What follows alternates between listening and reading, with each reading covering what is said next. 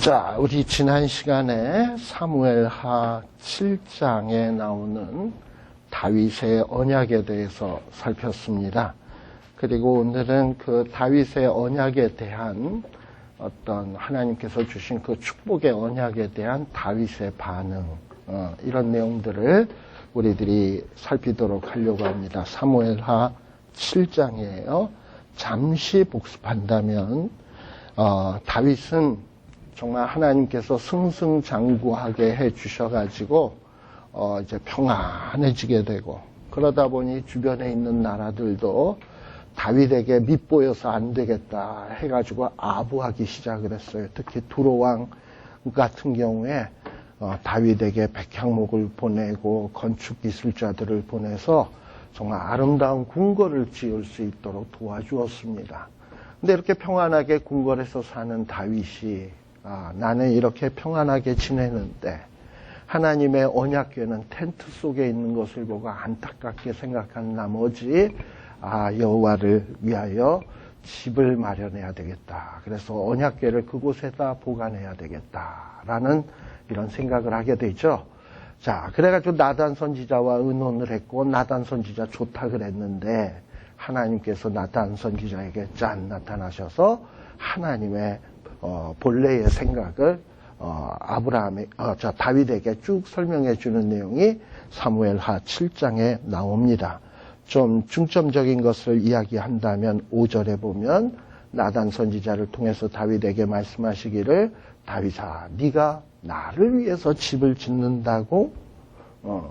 어떻게 피조물이 창조주를 위해서 집을 짓겠습니까? 그래서 우리 하나님께서는 뭐라고 얘기를 하시냐? 7절. 내가 어느 누구에게 집 줘달라고 한 적이 있느냐? 내가 집이 없어서 불편하다고 한 적이 있느냐? 하나님은 집이 필요하신 분이 아니에요. 그러면서 11절에 우리 하나님은 뭐라고 얘기하냐? 11절 하반절에 보면 내가 너한테 분명히 이르는데 여호와가 너를 위하여 집을 이루어 주겠다라고 얘기를 하고 있어요. 여기서 말하는 집은 단순히 사람 사는 집을 얘기하는 게 아니라 이미 다윗은 백향목으로 지어진 좋은 집에 살고 있어요. 그러니 별다른 집이 또 필요한 것은 아니에요. 근데 여기서 말하는 집은 무엇일까? 우리가 보통 이 이스라엘 주변에 있는 나라가 이스라엘을 지칭을 할 때 뭐라고 얘기를 하냐면 유다를 가리켜서는 다윗의 집이다. 이렇게 표현을 해요. 다윗의 집. 왜냐하면 유다 나라에 여러 왕들이 있었습니다만 다윗이 가장 뛰어나고, 그리고 다윗 시대 때 주변의 모든 나라들을 막 점령하고 최고 전성기를 누렸기 때문에 유다 하면 주변 나라들은 다윗이 생각나는 거야. 다윗의 집. 이렇게 얘기를 했어요. 북이스라엘 같은 경우에 우리 그 악한 왕 아합이라고 아시죠? 아합의 아버지가 오므리라는 사람인데 이 오므리가 성경에는 짧게 나옵니다만 역사상 그냥 세상 역사상으로 보면 굉장히 뛰어난 왕이었어요. 그래서 이 북이스라엘 때 오므리가 주변의 나라들을 많이 점령을 했거든요. 그래서 북이스라엘을 주변 나라에서 지칭을 할 때는 북이스라엘은 뭐라고 얘기했냐? 오므리의 집, 이렇게 표현을 했어요.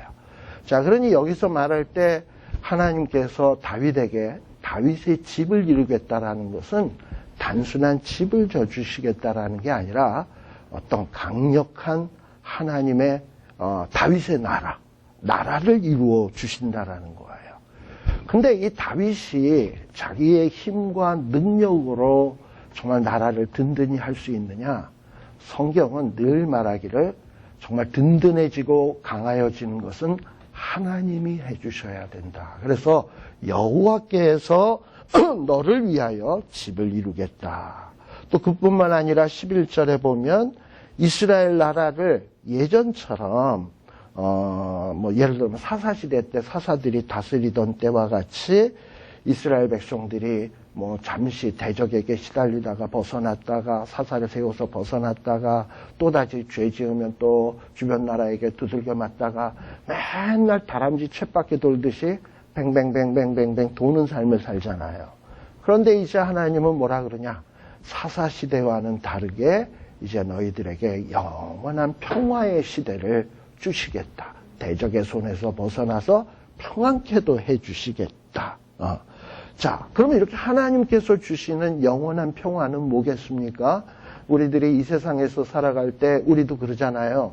죄의 권세, 이 사단의 권세에 매어가지고 막 시달리다가 주여 하고 부르짖어서 회개하면 하나님이 그 고통에서 우리를 건져주시는데 또 세월이 지나면 언제 그랬더라 하고 또 죄짓잖아.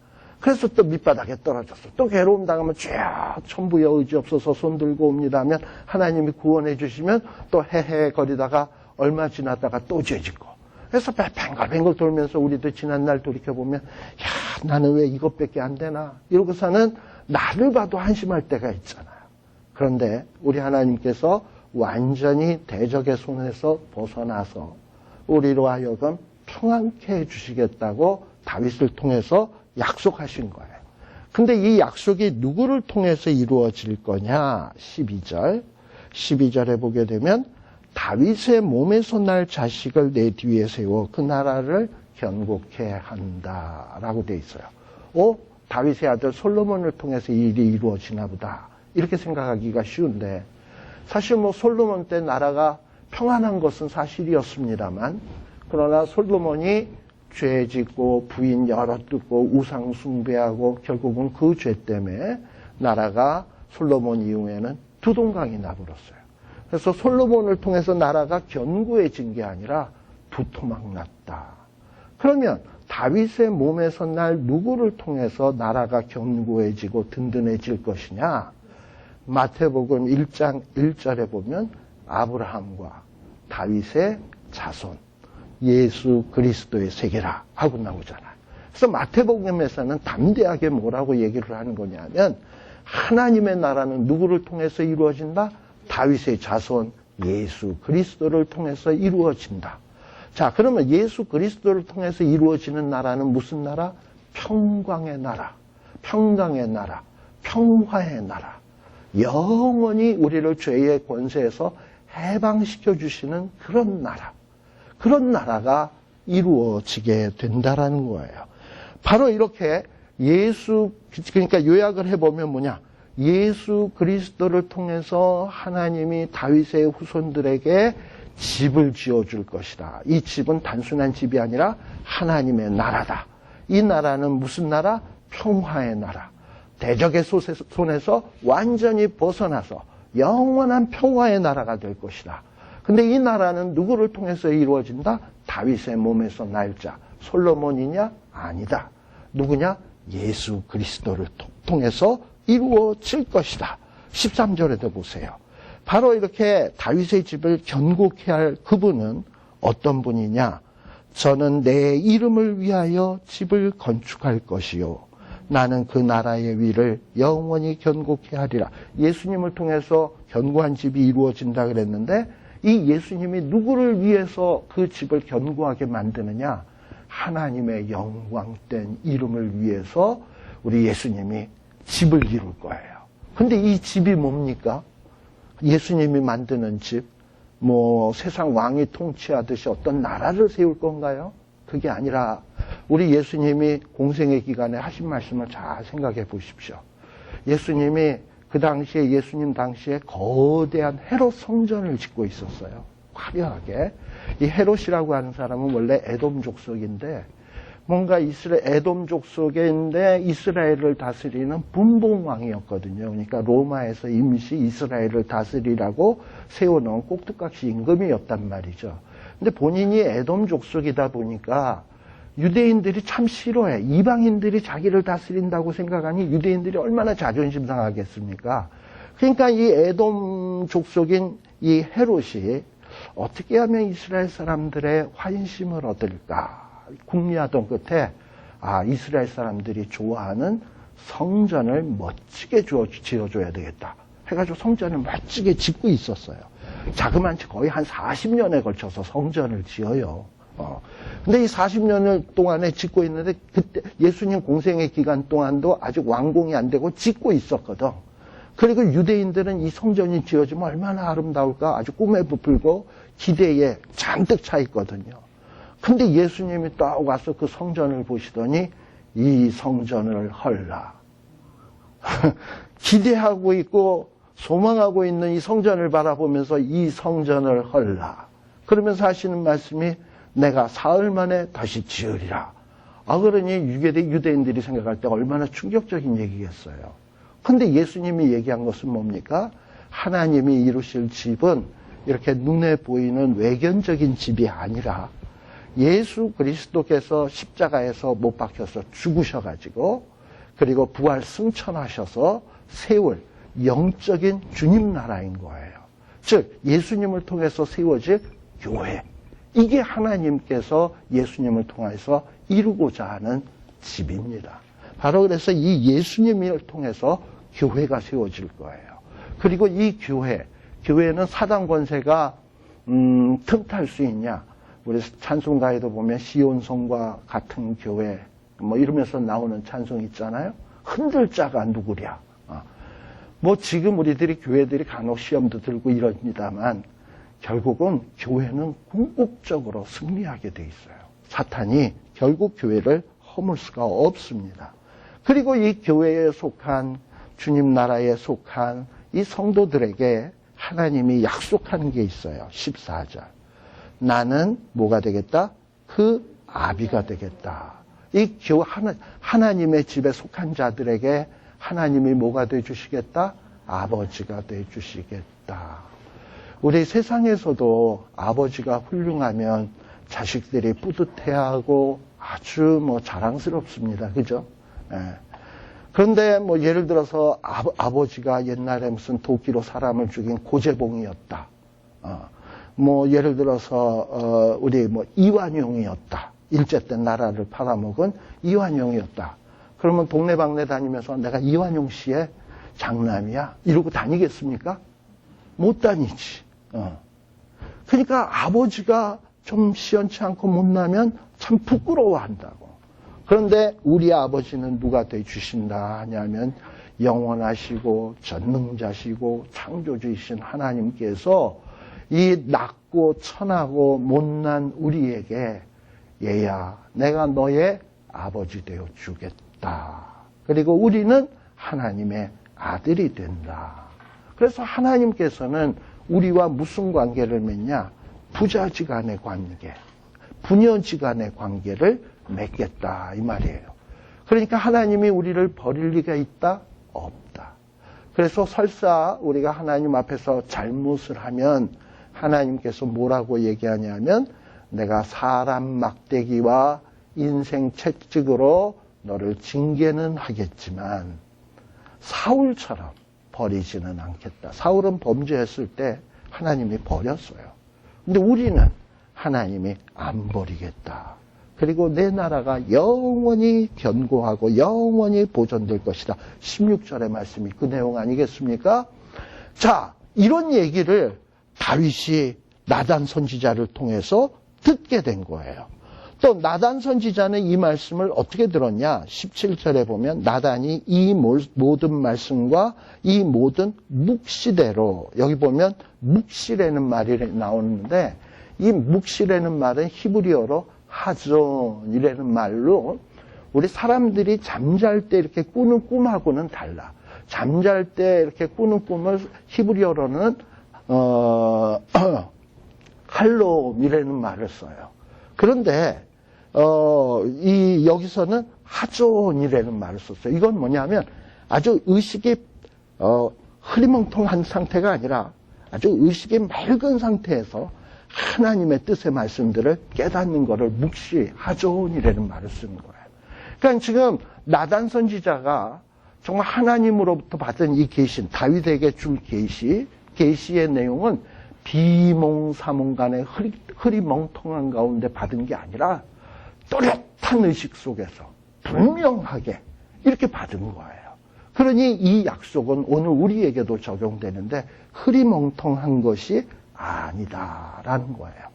자, 이런 엄청난 축복을 받은 다윗은 18절서부터가 이제 오늘 본격적으로 할 내용이죠. 하나님 앞에 들어가서 앉아서 하나님 앞에 기도를 하는 겁니다. 뭐라고 기도합니까? 주 여호와여 나는 누구오며 내 집이 무엇이건데 나로 이에 이르게 하셨나이까. 자, 어떻게 보면 모를 말 하나도 없어요. 그러나 우리가 이 다윗의 생애를 쫙 놓고 생각을 해보자고요. 다윗은 집 안에, 이새의 집 안에서도 그렇게 귀한 자식으로 인정받은 자식이 아니에요. 아시잖아요. 사무엘이 기름 부으러 왔을 때 맏아들 뭐 쭉 보고 얘가 기름 부을 만하잖아요. 기름 부으려고 그러냐? 아니다. 누구 없습니까? 이랬을 때 이새는 있기는 한데, 그러니까 다윗의 존재는 아주 미미한 존재예요. 있기는 한데 지금 밖에서 양치는 중이다. 그런 게 무슨 왕이 되겠냐? 집안에서도 별로 인정해주지 않았어요. 또 이새의 집도 사람들에게 인정받은 집이냐? 여러분들 사울 왕이 다윗을 막 죽이려고 했을 때 다윗을 칭할 때 보면 뭐라 그러냐면 이새의 아들. 이 얘기는 뭐냐면 은근히 깔보는 거예요. 그 이새네, 그 거지 같은 집안의 그 아들, 이새의 아들 이랬어요. 그러니 뭐 이새의 집안도 별 볼 일 없고 다윗도 이새의 집에서 별 볼 일 없고 그리고 다윗은 양이나 치는 이런 존재인데 그러니까 오늘날로 치면은 흙수저 중에 흙수저. 이랬던 자가 어떻게 왕이 된다? 이건 꿈에도 생각 못할 일인데 내가 도대체 누구인데 내 집이 얼마나 찢어지게 가난하고 한심한데 지금 이에 이르게 하셨나이까. 이에라는 건 뭐냐면 우리가 알다시피 아까 7장 1절에 보면 무슨 얘기가 나왔습니까? 다윗이 왕이 되어서 유다 지파의 왕이 되어서 그리고 그 다음에는 통일왕국의 왕이 되어서 하나님께서 은혜를 베푸셔가지고 사방의 모든 대적들을 파했단 말이죠. 그 전에 어느 사사도 하지 못했던, 사울왕도 하지 못했던 그 일을 흙수저 중에 흙수저인 다윗이 사방의 모든 대적을 파해서 아주 전성기에 이르게 되었단 말이죠. 근데 다윗은 그 모든 일들을 자기의 공으로 돌리고 있는 것이 아니라 내가 이렇게 흙수저 중에 흙수저인 자가 도대체 내가 무엇이길래 이렇게 됐을까? 이거는 하나님의 은혜로구나. 그래서 다윗은 뭐라고 얘기를 하는 거냐면 내 집이 치질이 궁상이 있고 잘난 게 뭐가 있는데 내가 잘난 게 뭐가 있는데 나로 이렇게 엄청난 은혜를 입어서 사방의 모든 대적을 파할 수 있도록 해주시고 이렇게 평안하게 이르게 하셨나이까 라고 고백하고 있는 거예요. 저는 참 저희 부모님이 좋아하던 찬송이 있어요. 그게 뭐냐면 지금까지 지내온 것 주의 크신 은혜라. 여러분들도 한번 지난 날을 한번 쭉 돌이켜보면서 하나님께서 주신 축복들을 한번 세어보세요. 정말 솔직하게 진실된 마음으로 지난 날들을 돌이켜보면서 하나님이 주신 축복들을 하나 둘 세다 보면 다윗과 같은 고백이 나올 거예요. 주여 내가 누구관데 내가 무엇이관데 우리 집에 뭐 잘한 게 있관데 하나님이 나로 하여금 지금 이 위치에 이르게 하셨나이까 하는 이런 진심 어린 감사, 하나님을 향한 사랑의 고백 이런 것이 나오게 된다 이 말이에요. 그런데 다윗은 19절에 보면 뭐라고 얘기하냐? 이렇게 주신 하나님의 놀라운 축복도 황공한데 그래서 19절에 뭐라고 얘기하냐면 주 여호와여 주께서 제게 이미 주신 축복도 황공한데 이것을 이미 주신 이 축복들을 하나님은 오히려 어떻게 여기셨다? 적게 여기시고 그리고 앞으로도 하나님이 놀라운 축복을 주겠다고 약속하고 있다는 거예요. 지금까지 주신 축복도 큰데 하나님은 예서 머물지 아니하고 앞으로 영구히 있어질 일들 이게 이제 다윗에게 어떤 주시고자 하는 축복의 내용들을 하나님이 말씀하실 뿐만 아니라 그러니까 앞으로 내가 너를 어떻게 하게 해주겠다. 뭐였습니까? 집 져주겠다. 평안한 나라 되게 해주겠다. 대적이 못 틈타게 하겠다.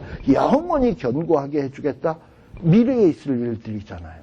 이런 어떤 하나님이 약속을 해주니까 막 감당이 안 되는 거야. 지금 받은 축복도 큰데. 그래서 주 여호와께서 뭐라고 하셨다? 인간의 규례대로 하셨나이다. 이게 갑자기 무슨 뚱땅지 같은 소리? 이해가 좀 잘 안 되잖아요. 우리 앞에 보면 14절에 보면 인간의 규례의 대표적인 게 뭐냐면 아버지와 아들의 관계. 14절에 보면 아버지, 아들의 관계가 있잖아요. 아버지는 아들에게 어떻게 해줍니까, 보통? 아낌없이 모든 것을 퍼부어주잖아. 아버지는 자식에게. 그렇듯 하나님이 인간의 규례처럼 아버지가 자식에게 마음껏 사랑을 부어주고 또는 아버지가 아들이 잘못했을 때는 징계해서라도 바로잡듯이 자식을 위해서 사랑을 퍼부어주는 것처럼 하나님께서는 다윗의 후손들을 자식으로 삼아주시고 인간의 규례처럼 이미 축복을 주셨고 또 앞으로도 이렇게 축복을 주시겠다고 약속하고 계신다라고 고백을 하고 있는 거예요. 이해가 되시겠죠? 하나님께서 이렇게 인간의 규례대로 하신다. 자, 그러니 다윗의 마음속에는 뭐라고 감사해야 될지 정말 말이 안 나와. 우리가 너무 감사하거나 너무 기쁘거나 너무 감격하면 무슨 말을 해야 될지 모르잖아요. 근데 우리 속마음을 표현할 수 있는 유일한 방법이 뭐겠습니까? 말로써 표현을 해야 되는데 말이 생각이 안 나. 너무 감격하고 기쁘고 감사하면. 다윗도 지금 그런 거예요. 뭐라고 말을 해야 될지를 모르겠어. 그래서 20절에 보면 다윗이 주께 내가 무슨 말을 하겠습니까? 지금 감동은 되는데. 그러니까 우리 성경에 우리 사무엘서의 주제 같은 말씀이 뭐라고요? 사람은 외모를 보거니와 하나님은 마음의 중심을 본다. 다윗은 그걸 하는 거예요. 내가 지금 하나님 때문에 감사하고 감격해하는 마음을 내가 지금 뭐라고 말이 안 나와서 말은 못하지만 내 마음의 중심을 아시는 하나님은 지금 내가 무슨 생각하고 있는지 다 아시잖아요. 그래서 지금 20절에 보면 주 여호와는 누구를 아시오니? 이 종의 속마음을 특히 아시오니 내가 지금 감사를 하고 싶은데 무슨 말을 해야 될지 감격해서 찬송을 하고 싶은데 어떻게 해야 될지 너무너무 감격해서 말이 안 나오는 거예요. 그러니까 할 수 있는 말이 뭐냐면 주님이 내 마음 아시잖아요, 지금. 이러고 얘기를 하는 거죠. 그러면서 21절에 보면 주의 말씀을 인하여 주의 뜻대로 이 모든 큰 일을 행하사 주의 종에게 알게 하셨나이다. 그러면서 하나님께서 주의 뜻대로 모든 큰 일을 행했대요. 그럼 다윗이 생각하는 큰 일은 무엇일까? 첫째는 이미 지금까지 자기보다도 강력한 블레셋, 이런 여러 주변에 있는 나라들, 아람, 에돔, 모압, 이런 나라들을 다 정복한 거. 이것도 큰 일이겠죠. 그러나 다윗이 생각하는 가장 큰 일은 뭐냐? 뭔가 예수 그리스도를 통해서 하나님께서 영원한 하나님의 나라를 건설하게 해주신다라는 거. 근데 그 통로를 누구를 통해서? 다윗의 후손들을 통해서 이루겠다라는 게 이게 다윗이 생각하는 엄청난 큰일인 거예요. 근데 이런 큰일이라는 말이 지금 다윗만 얘기하는 게 아니라 우리가 과거에 선지서 요엘서를 공부하면서 요엘서를 보면서 거기에 보면 큰일이라는 얘기가 하나 나와요. 잠깐 한번 봅시다. 요엘서 2장입니다.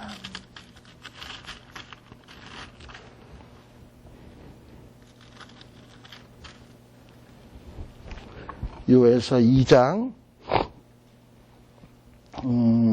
몇 절이냐 하면은 21절.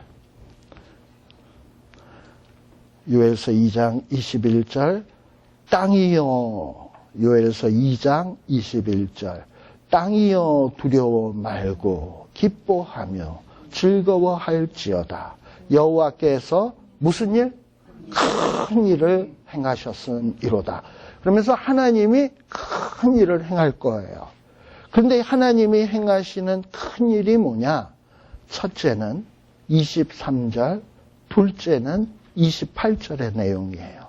23절에 보면 뭐라고 얘기하냐. 지금 하나님이 큰 일을 행할 거기 때문에 하나님의 백성들은 기뻐하며 즐거워해야 되겠죠?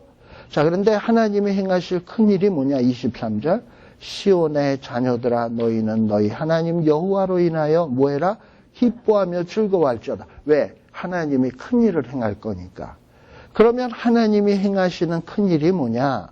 그가 너희를 위하여 비를 내리시되 이른 비를 너희에게 적당하게 주시리니 이른 비와 늦은 비가 전과 같을 것이라. 그러면서 여기서는 비를 내리겠다라고 돼 있는데 우리가 이미 얘기했습니다만 그가 너희를 위하여 비를 내린다라는 말이 히브리어로 모레라는 말이에요. 근데 이 말이 두 가지 뜻으로 사용이 돼요. 모레라는 히브리어는 첫째는 비, 어제 우리 내린 비, 그 비도 되지만 때로는 여러분들 성경에 뭐 이렇게 풋노트 달린 성경에 보면 비하고 풋노트에서 성경 밑에 딱 나오는 거 보면 뭐라고 돼 있냐면 교사, teacher, 선생 이라는 말로 번역이 가능한 말이에요. 우리가 보통 어떤 영어를 번역을 할 때 어떤 모르는 단어가 나오면 사전을 찾죠. 사전을 찾아보면 첫 번째 뜻, 두 번째 뜻, 세 번째 뜻, 네 번째 뜻, 뭐 여러 가지 뜻이 나오잖아. 근데 공부 못하는 학생은 항상 어떻게 번역한다? 2번, 3번, 4번 뜻은 다 무시하고 1번으로만 번역한다. 그럼 말이 된다, 안 된다? 좀 뭔가 안 된다. 안 되면은 2번 뜻, 3번 뜻도 되나, 뭐, 이렇게 찾아봐야 될 거 아니에요. 그래서 이 비라고 번역을 하면은 이게 무슨 큰일이야, 이럴지 모르겠지만, 비 대신에 뭘 넣으면 되냐 하면, 교사, 선생. 자, 그럼 어떻게 되느냐? 그가 너희를 위하여 선생을 보내주시되, 내리시되, 그 선생이 너희에게 뭘 내린다? 비를 적당하게, 이른 비와 늦은 비가 적당하게 내리게 될 것이다. 라는 얘기예요. 우리 예수님의 이미지에는 어떤 이미지가 있냐면 병자를 고치는 의사의 이미지도 있고, 내가 건강한 자를 부르러 온 것이 아니고, 의원은 건강한 자에게는 필요 없고 병든 자에게 필요하다 했습니까? 하지 않았습니까? 예수님은 이렇게 의사의 이미지도 있고 양떼를 돌보는 목자의 이미지도 있는데 예수님의 이미지 가운데서 가장 뚜렷한 이미지는 뭐냐면 선생. 예수님이 산에 올라가 앉으시니 누가? 제자들이 나온지라. 입을 열어 가르쳐 가라사대. 이러면서 말씀을 쭉 가르치잖아요. 바닷가에서도 배에 올라 앉으시니 제자들이 바닷가에 쫙 둘러 모여 있으면 또 말씀을 가르치시잖아요. 그것처럼 예수님의 이미지는 말씀으로, 의의 말씀으로 양떼들을 잘 먹이시는 목자와 같은 이미지예요. 바로 우리 하나님께서 우리 인간들에게, 죄 많은 인간들에게 행하실 큰 일이 뭐냐? 우리는 의인은 없나니 하나도 없어요. 우리 스스로 하나님의 영광에 이를 자가 하나도 없어요. 그런데 의의 교사이신 예수님을 이 땅 위에 보내주셔서 하나님의 의에 이룰 수 있는, 하나님의 영광에 도달할 수 있는 길을 우리 예수님을 통해서 가르쳐 주셨어요. 그래서 우리 예수님이 이 땅 위에서 뭐라고 얘기했습니까? 내가 곧 길이요 진리요 생명이니 나로 말미암지 않고서는 누구에게 올 자가 없다? 아버지께로. 그래서 어떻게 우리가 하나님의 영광에 이룰 수 있는지, 의에 이룰 수 있는지, 이것을 우리 예수님께서 이 땅 위에 오셔서 말씀해 주시고, 또 우리가 어떻게 하면 이 땅 위에서 의롭게 거룩하게 살아갈 수 있는지 율법을 풀어서 산상수훈 같은 데서 정말 주옥 같은 말씀으로 조건 설명해 주고 계시지 않습니까? 바로 이런 예수님을 이 땅 위에서 보내주신 것이 기쁜 소식이요, 기쁜 일 가운데 하나예요. 그래서 우리 예수님이 탄생하실 때 하늘의 천사들이 뭐라고 얘기했습니까? 지극히 높은 곳에서는 하나님께 영광이요, 땅에서는 기뻐하심을 입은 사람들 중에 평화로다. 예수님이 오신 것은 기쁨의 일이라 이 말이에요. 그래서 우리 찬송가에도 보면 기쁘다 구주 오셨네 이러잖아. 그래서 우리 하나님께서 우리를 위해서 해주실 이 가장 큰 일이 뭐냐? 예수, 하나밖에 없는 독생 성자 예수 그리스도를 우리를 위해서 내어주신 거예요. 그 얘기는 결국은 뭐냐면 우리를 얼만큼 사랑하는 거냐? 하나님이. 자기의 독생자보다 우리를 더 사랑하는 거예요. 왜냐하면 나를 구원하기 위해서 예수님을 내준 거니까. 나를 더 사랑하는 것 아닙니까? 그것처럼 큰 일이 어디 있어요. 그리고 우리 하나님이 행하실 두 번째 큰 일이 뭐냐? 요엘서 2장 28절에 보면 그 후에가 뭐예요? 예수님이 오셔서 모든 구속사역을 다 완성하신 그 후에는 우리 하나님께서 뭘 부어주시겠다? 내가 내 신을 만민에게 부어주겠다. 이게 무슨 약속입니까? 성령님 보내주시겠다. 보혜사 성령을 보내주셔서 뭘 해주시겠다? 우리의 연약함을 도울 수 있도록 해주시겠다. 근데 이 성령님 보내주시는 것이 이게 얼마나 큰 일인지 사람들은 실감을 잘 못해. 왜 그럴까요? 성령님이 눈에 안 보이걸라. 그렇죠? 하나님이 나와 함께 하신다는 게 안 보이기 때문에 이게 얼마나 큰 일인지를 모르는 거예요. 근데 이렇게 성령님을 나에게 막 부어주시는 일은 이건 정말 엄청나게 큰 일이에요. 근데 이런 일을 하나님이 누구를 통해서? 아브라함과 다윗의 자손 예수 그리스도를 통해서 이루시겠다라는 거예요. 이게 큰 일이야. 근데 다윗은 뭘 본 거냐 하면 나단 선지자의 말을 들으면서 야, 지금까지도 하나님이 주신 은혜가 큰데 장차 내 몸에서 날 자식 예수 그리스도를 통해서 내가 하나님의 의에 이르고 또 그 의에 이르는데 내가 힘이 없고 연약해서 안 될 것 같으니까 우리 후손들이 안 될 것 같으니까 하나님이 또 뭘 보내주실 거다? 보혜사 성령을 보내주실 거다.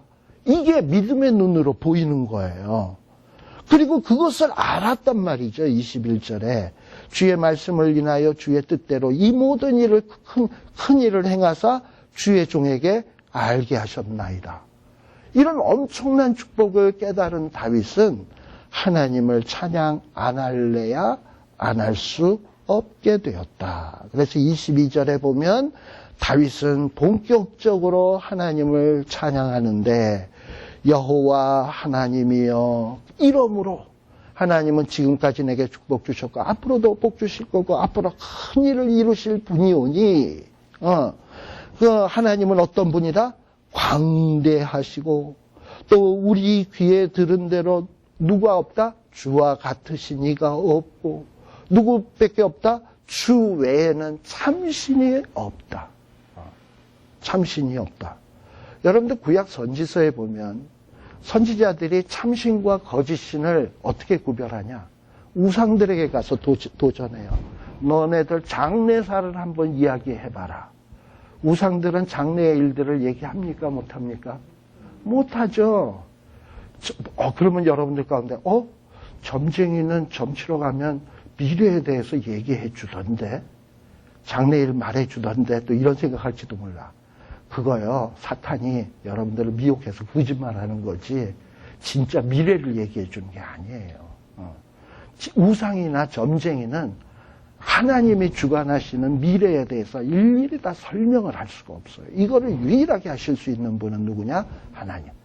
근데 하나님은 이미 오래전에 요엘을 통해서 예수님 오실 것, 성령 오실 것을 예언했어요. 그대로 됐잖아. 지금 다윗에게도 하나님은 나단 선지자를 통해서 네 몸에서 날 자식을 통해서 하나님이 엄청난 하나님의 집을 이룰 거다 예언해 주셨잖아요. 이미 이루어지고 있잖아요. 우리들이 보고 있잖아요. 하나님만이 장래 일을 얘기할 수가 있습니다. 우상은 못해요. 그래서 다윗은 지금 담대하게 뭐라고 얘기하냐? 우상들은 이렇게 앞으로 일어날 큰 일을 얘기해 줄 수 있는 자가 아무도 없는데 하나님만이 나에게 이렇게 큰 일을 해 주시오니 하나님은 광대하시고 그리고 하나님 같은 분 없고 그리고 22절 마지막에 보면 주 외에는 참신이 없다. 즉 하나님만이 참신이다 라는 거예요. 이런 고백을 하고 있는 거예요.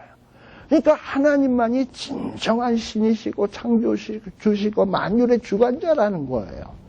그런데 이런 엄청난 하나님의 내가 자녀가 되었다. 이런 엄청난 하나님의 백성이 되었다. 이걸 생각하니까 다윗은 너무나 감격스러운 거예요. 그래서 23절에 보면 땅의 어느 나라가 주의 백성 이스라엘과 같으리까. 여러분들 이스라엘 백성들이 고대 사회에 존재할 때 주변에 이스라엘 나라보다도 땅도 넓고 문화도 찬란하고 인구도 많고 경제력도 부흥하고 이런 나라들 수태 많이 있었어요. 어떤 나라가 있었습니까? 애굽, 바벨론, 아수르 다 이스라엘보다도 잘난 나라였어요. 그런데 이스라엘 나라는 그야말로 지금 우리 한국의 충청 남북도 합해놓은 그 정도의 땅밖에 안 되는데 남한보다도 작은데 하나님은 그 조그만 나라에 이스라엘 백성들이 잘한 거 있습니까? 옛날에 출애굽할 때 보면 맨날 불평, 원망 이것밖에 더 했어요. 예, 그리고 또 왕정 시대 때 이스라엘 백성들이 하는 짓거리 보면 잘난 거 있어요. 하나도 정말 그래서 결국 망했잖아. 그런데 하나님은 그렇게 못난 이스라엘을 뭐라고 얘기하냐? 너는 나의 백성이다. 그리고 나는 너의 하나님이다. 그 못난 이스라엘 백성들하고 하나님과 백성의 관계를 맺어주셨단 말이죠. 그러니까 다윗은 그걸 생각하니까 감격스러운 거예요. 진짜 우리의 믿음의 출발은 어디서 시작되어야 되냐? 하나님의 은혜의 감격에서부터 출발해야 됩니다. 냉정하게 하나님 앞에서 여러분들 내가 전능하시고 창조주여 만유의 주관자이신 하나님의 아들답다, 딸답다 생각되시면 손 들어보세요. 아니거든. 어떻게 내가 전능자의 아들? 만유의 주관자의 아들? 이게 가능합니까? 내가 나를 아는데. 근데 하나님이 뭐냐? 우리를 이런 버러지만도 못하고 지렁이 같은 나를 향하여 지렁이 같은 야곱아 너는 내 것이라. 내가 너를 지명하여 불렀나니 넌 내 것이라. 나의 의로운 오른손으로 붙들리라. 두려워 말라 놀라지 말라. 이러면서 막 말씀해 주시잖아요. 그니 이런 말씀들을 곰곰이 마음속에 묵상하다 보면 무슨 생각이 드냐 하면 하나님 어떻게 나 같은 것을 불러주셔서 하나님의 자녀 삼아주시고 또 저 같은 경우에는 또 이런 하나님의 귀한 말씀을 증거할 수 있는 말씀의 종으로 삼아주시다니 하고 생각을 하면 정말 속에서부터 감사 감격이 올라오게 돼 있는 거예요. 근데 다윗은 지금 자기 자신과 함께하는 이 이스라엘 나라를 한번 이렇게 생각해 본 거지. 하나님 앞에서 보기에 너무나도 한심해요. 그런데 하나님께서는 이런 이스라엘을 이렇게 사랑을 해 주신단 말이에요. 그러니 23절에 보면 땅의 어느 한 나라가 주의 백성 이스라엘과 같겠습니까? 하나님이 가서 구속하사 자기 백성을 삼아 주의 명성을 내시며 저희를 위하여 큰 일을 주의 땅을 위하여 두려운 일을 애국과 열국과 그 신들에게서 구속하신 백성 앞에서 행하여 싸우며 사실 이스라엘 백성들을 택해서 그 잘난 애굽을 10가지 재앙 이런 거를 레프트 라이트 해서 두들겨 패시고 그리고 그 못난 이스라엘 노예였던 못난 이스라엘을 끄집어내서 자유케 하시잖아. 그리고 그 엄청난 홍해의 물을 쫙 갈라서 건너게 하시고 그 잘난 애굽 백성은 물속에다 수장시키시고 그 어느 나라가 그런 축복을 받은 경우가 어디 있냐 이 말이죠. 그러니 세계 열국들이 이스라엘을 보면 우습게 여겼는데 그 이스라엘의 하나님이 이스라엘을 위해서 하시는 일을 보니까 이게 보통 일이 아니거든. 이런 것을 다윗이 너무나도 잘 아는 거예요. 다윗 자신이 경험한 거잖아. 다윗이 어떤 시대가 끝나면서 시작되는 인물입니까? 사사 시대가 끝나고 이제 잠시 사울의 왕정을 겪었지만 지지리도 이스라엘 나라가 맨날 주변 나라에 얻어 터지는 시기에 태어나서 그리고 다윗 시대에 천하를 호령하는 왕이 된 것 아니겠습니까?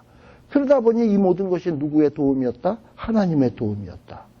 그러니까 다윗은 뭐라 그러냐면 하나님이 우리 같은 나라를 어떻게 이렇게 이끌어서 이렇게 평안하고 평탄하게 주셨습니까? 하고 감사하고 있는 거예요. 24절도 주께서 주의 백성 이스라엘을 세우사 영원히, 그냥 잠시가 아니고 영원히 주의 백성을 삼으셨사오니 여호와여 주께서 저희 하나님이 되셨나이다. 하나님이 우리의 하나님이라는 거예요. 또 25절 여호와 하나님이여 이제 주의 종과 주의 집에 대하여 말씀하신 것이 뭐라고요? 하나님의 집이 이루겠다, 평탄케 해주겠다, 견고하게 해주겠다, 이 얘기죠. 하나님이 약속해 주셨어요. 근데 그 약속을 다윗은 지금 이루어지기를 기도하는 거죠. 주의 집에 대하여 말씀하신 것을 영원히 어떻게 확실케 하옵시며 또 어떻게 말씀대로 행하사라고 얘기를 하는 거예요. 그래서 하나님 나한테 이렇게 엄청난 약속들을 해주셨는데 말씀하신 대로 행하여 주시옵소서. 우리도 날마다 이런 기도를 하는 거 알아요? 주기도문 낭독할 때마다 뜻이 하늘에서 이루어진 것 같이 땅에서도 이루어지이다 라는 거예요. 자, 하늘에 계신 하나님의 뜻이 우리에게 말씀을 통해서 우리에게 주어졌어요. 그래서 우리는 이 말씀을 보고서 하나님이 성령 주신다고 약속했구나. 예수 그리스도를 통해서 나를 대적의 손에서 건져내서 영원히 평안케 견고케 해주시겠다고 약속했구나. 이게 하늘의 뜻이로구나.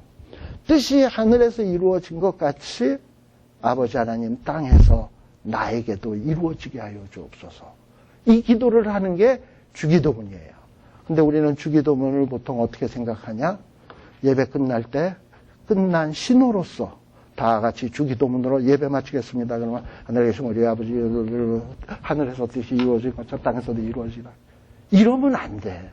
한 말씀 한 말씀 씹으면서 그냥 되새김질하듯이 잘금자금하면서 아버지 맞습니다. 뜻이 하늘에서 이루어진 것 같이 땅에서도 또 나에게서도 우리 집에게도 이루어지게 하여 주옵소서 하고 이렇게 기도할 때 하나님이 그 기도를 들으시고 우리에게 큰 축복으로 채워주신다라는 거예요. 바로 다윗의 찬송이 지금 이런 걸 얘기하고 있는 거예요. 그리고 또 26절. 자, 이렇게 감사 감격을 하다 보니까 사람으로 영원히 주의 이름을 높여 이르기를 만군의 여호와는 이스라엘의 하나님이라 하게 하옵시며 주의 종 다윗의 집으로 주 앞에 견고케 하게 하옵소서. 그리고 만군의 여호와 이스라엘의 하나님이여 주의 종에게 알게 하여 이르시기를 내가 너를 위하여 집을 세우리라 한 고로 주의 종이 이 기도로 구할 마음이 생겼나이다. 자, 기도할 마음이 무엇 때문에 생겼다고요? 하나님이 너의 집을 견고케 해주시겠다고 약속해 주셨기 때문에 다윗은 기도할 마음이 생겼다고요. 즉, 우리가 정말 그 기도가 힘이 있으려면 어떻게 해야 되냐? 그냥 내키는 대로 막 기도하는 게 아니라 하나님의 약속들을 말씀을 통해서 보세요. 하나님이 이것도 약속하셨네? 이런 일도 약속하셨네? 그래서 말씀을 통해서 내게 축복해 주신 약속들을 막 발견하기 시작하면 기도할 마음이 생겨. 하나님 이 약속 내게도 주세요. 하나님 이거 해주신다 그랬잖아요. 도와주세요. 그러고서 막 약속의 말씀들을 붙들고 하나님은 신실한 하나님이라 그랬잖아요. 약속한 거 지킨다 그랬잖아요. 그러니까 주의 말씀을 확실히 영원히 확실케 하여 주옵소서. 이러고 막 붙잡고 기도하란 말이죠. 그리고 약속의 말씀 성경책 몇 장 몇 절에 이거 분명히 여기 나와 있잖아요. 하나님 뻥치시면 안 되잖아요. 이러고 기도하세요. 그런 기도들이 힘이 있고 그런 기도들이 응답의 역사가 많습니다. 그래서 다윗은 이렇게 하나님의 약속의 말씀을 붙들고 기도할 마음이 생겨서 하나님 앞에 기도하고 있습니다. 28절이 그 얘기 아닙니까? 주 여호와여. 여호와는 보통 어떨 때 붙여지는 칭호라고요? 약속한 것을 하나님께서 지키겠다라는 것을 드러내기 위해서 하나님이 보통 사용하는 자기를 칭하는 칭호가 여호와라 그랬어요. 하나님은 여호와 아닙니까? 약속 지키는 여호와 아닙니까? 그리고 오직 주는 하나님 아닙니까? 하나님이라는 얘기는 뭐예요? 전능자라는 얘기예요. 약속을 암만 했어도 가난한 아빠는 애들한테 암만 약속을 해도 돈 없고 힘 없고 능력 없으면 약속 못 지켜요. 그러나 우리 하나님은요, 약속을 할 뿐만 아니라 약속한 것을 지킬 수 있는 뭐다? 하나님이에요. 그러니 하나님의 말씀은 참될 수밖에 없어요. 그리고 하나님이 좋은 것 주기로 했으면 이루어질 수밖에 없어요. 그래서 다윗은 그런 것을 믿고 확신하고 하나님 앞에 담대히 이렇게 외칩니다. 이제 청컨대 주의 집에 복을 주사 주 앞에 영원히 있게 하옵소서. 이게 뭡니까? 하나님이 약속한 내용 아닙니까? 그래서 다윗은 끝에 이렇게 사족을 다네요. 주 여호와께서 말씀하시지 않았습니까? 그러니까 말씀대로 하나님 그 약속 지켜주옵소서. 주의 은혜로 종의 집이 영원히 복을 받게 하옵소서. 이러고 기도하고 있는 거예요. 그래서 우리 성경에 나오는 어떤 기도문들을 쭉 보면 그냥 가만히 생각 안 하고 두루룩 읽으면 맨날 그냥 판에 박힌 소리인 것 같지만 한 단어, 한 글자, 내용 하나하나 곰곰이 다윗의 생애를 생각하면서 씹다 보면 이게 이런 기도로구나. 그리고 나도 이런 기도를 해야 되겠구나. 라는 생각을 하게 될 겁니다. 그래서 이 다윗은 그야말로 하나님 앞에 엄청난 약속과 축복을 받은 것입니다. 조금 이제 이야기를 빗나가서 제가 이미 말씀드렸습니다만 이 다윗의 언약이라고 하는 것은 이 신구약 성경 전체 속에서 굉장히 중요한 자리를 차지한다. 신학적으로 중요하다라는 얘기를 했죠. 자, 그런데 구약에 보면 중요한 언약들이 좀 나와요. 중요한 언약이 첫 번째는 우리 아담에게 주셨던 언약. 아담과 하와가 범죄했을 때 하나님이 주셨던 언약이 있죠. 뱀의 후손은 너희의 발꿈치를 상하게 할 것이요 여자의 후손은 너의 머리를 상하게 할 것이라. 창세기 3장 15절에 나오는 말씀이에요. 자, 이 얘기는 뭐냐면 벌써 앞으로 여자의 후손, 보라 처녀가 잉태하여 아들을 낳으리니 그 이름을 임마누엘이라 하리라. 그분 예수 그리스도를 통해서 하나님이 뭘 어떻게 하겠다? 뱀의 후손, 사단의 권세를 머리채 박살내시겠다. 벌써 하나님이 벌써 아담과 하와 때 아담 언약으로 그 약속을 하셨어요. 자, 그러던 것이 두 번째 이제 중요한 언약이 있다면 아브라함에게 맺으셨던 언약이에요. 창세기 12장 1, 2, 3절에 나오는 거예요.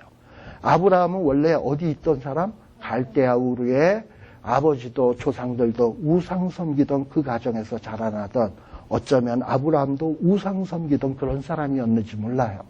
그런데 어느 날 하나님께서 아브라함에게 나타나서 야, 너 이제 내가 지시할 땅으로 가라. 이러면서 아브라함을 그 우상 숭배하는 자리에서 끄집어내십니다. 그리고 내가 지시할 땅으로 가라 하시면서 뭐라 그러냐? 내가 너를 통하여 뭘 삼겠다? 복의 근원으로 삼겠다. 그래서 너를 축복하는 자에게는 내가 축복하고 너를 저주하는 자에게는 저주하겠다. 그리고 아브라함에게 엄청난 축복의 약속들을 주시는 거예요. 근데 거기서 아브라함을 복의 근원으로 삼겠다라는 얘기는 아브라함 한 개인 자신을 복으로 삼겠다는 게 아니라 아브라함과 그의 후손을 하나님께서 복의 근원으로 삼겠다라는 거예요. 근데 아브라함의 후손 가운데서 가장 복의 근원이 누구냐?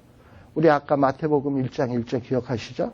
아브라함과 다윗의 자손 예수 그리스도. 아브라함 후손 가운데서 복의 근원이 되신 분이 누구냐 하면 예수 그리스도예요. 바로 그 예수님을 통해서 우리가 복을 받게 되었고 사망에서 해방돼서 영생을 얻을 수 있게 된 일이 예수를 통해서 이루어진 일이에요. 벌써 그래서 하나님은 이미 예수 그리스도에 대한 약속을 누굴 통해서 이미 하셨다? 아브라함을 통해서 하셨다. 왜? 내가 너로 복의 근원으로 삼겠다. 그렇죠? 그리고 어디로 가든지 내가 너와 함께 하겠다. 그리고 너의 후손을 통해서 하늘의 별처럼 땅의 티끌처럼 후손을 많게 해주겠다. 근데 그것이 아브라함의 육신의 후손만을 얘기하는 겁니까? 바로 아브라함의 후손이신 예수 그리스도를 통해서 믿음으로 하나님의 자녀 되는 자가 다 아브라함의 믿음의 후손인 거예요. 그렇게 치면 하늘의 별과 같이 땅의 모래알같이 하나님의 백성들이 많아지게 된 겁니다. 근데 그게 다 누굴 통해서 이루어진다? 예수 그리스도. 자, 그런데 제가 그 다음에 중요한 언약이 뭐라 그랬어요? 다윗의 언약. 다윗의 언약도 결국은 우리에게 얘기하는 게 뭡니까? 다윗아, 너의 후손을 통해서 이 집이 영원히 견고케 평안하게 될 것이다. 대적의 손에서 완전히 벗어나게 될 것이다. 근데 이 일이 누구를 통해서 이루어진다? 내 몸에서 날 자식을 통해서 이루어진다. 바로 그래서 마태는 유대인들에게, 우리 사복음서가 마태, 마가, 누가, 요한이 있잖아요. 사복음서가 있는데 이것이 사복음서를 기록한 기록자들이 다 달라. 그리고 이 사복음서를 읽는 독자들도 1차적으로 이 마태가 글을 썼으면 누구에게 써야지 하고 썼을 거 아니에요? 근데 그 써야지 했을 때 그 대상이 마태가 생각하고 있는 대상, 누가가 생각하고 있는 대상, 요한이 생각하고 있는 대상, 마가가 생각하고 있는 대상이 조금씩 다 달라요. 마태는 누구에게 주의 복음을 증거하고 싶어 했냐 하면 유대인들. 왜냐? 유대인들이 구약 성경을 읽고서도 예수를 몰라. 그러니까 답답해가지고 이들에게 예수가 어떤 존재인지를 좀 설명해 주고 싶었던 거예요. 그래서 마태는 마태복음 1장 1절에 뭐라고 얘기하냐? 아브라함과 다윗의 자손 예수 그리스도다. 예수 그리스도의 세계라. 왜 그랬냐면 유대인들이 가장 존경하는 인물이 누구였냐? 아브라함. 또 두 번째 존경하는 인물이 누구냐? 왕 중에서 가장 훌륭했던 왕 다윗. 그 아브라함 다윗 하면 이스라엘 백성들은 다 껌뻑 죽어요. 오죽하면 이스라엘의 국기에 별 그려져 있죠? 그 별이 뭐냐면 다윗의 별이야. 그리고 그 별에 대한 약속을 누가 받았죠? 하늘의 별. 아브라함이 받은 거예요. 그러니 아브라함과 다윗이 어떻게 보면 걔네들 국기 안에 있다고 해도 과언이 아니야. 그런데 마태는 뭐라고 얘기하냐면 너희들이 그렇게 존경하고 너희들이 그렇게 귀하게 생각하는 아브라함과 다윗 알지. 그런데 하나님의 아브라함에게도 약속을 주셨고 다윗에게도 약속을 주셨는데 그 약속의 핵심이 뭔지 알아? 예수 그리스도야. 바로 예수님이 오셔서 아브라함에게 하셨던 약속 성취하러 오신 거고 다윗에게 하셨던 약속 성취하러 온 거야. 그러면서 아브라함과 다윗의 자손 예수 그리스도의 세계라 이래놓고서는 어떻게 예수님이 아브라함의 후손인지 마태복음 1장에 족보로 쭉 해서 이제 그래서 예수님 탄생할 때까지 이야기를 쭉 하잖아요. 그리고 예수님이 오신 것은 구약의 율법대로 오신 거다라고 쭉 설명하고 있는 게 마태복음인 거예요. 그래서 우리가 이 구약 성경을 잘 알아야 또 뭣도 안다? 마태복음도 잘 알 수 있다. 그래서 이렇게 말씀을 하나씩 차곡차곡 하다 보면 어느 순간인가 뭐 성경의 어디를 봐도 이게 이거랑 연관되지 않을까? 이게 그거 아닐까? 막 이게 연결이 되기 시작해요. 그런데 뭔가 말씀에 대한 기본 베이직이 안 돼 있으면 이것 봐도 새 말씀, 저것 봐도 새 말씀이긴 한데 이게 뭔 얘기인지 모르겠고 모르면 믿음으로 통과. 그러다 보니 평생 진전이 없어져요. 그래서 말씀은 자꾸 읽고 묵상하고 알려고 노력하고 씨름하고 그러다 보면 두드리라 열릴 것이요 찾으라 찾을 것이요 아시겠죠? 그래서 성경 말씀은 자꾸 두드리고 찾고 메어 달리고 이럴 때 하나님의 말씀이 우리에게 큰 폭포수처럼 우리 가슴에 들어오게 된다. 잠시 쉬었다가 우리 이제 8장, 9장의 말씀들을 살피도록 하겠습니다. 피곤하시죠?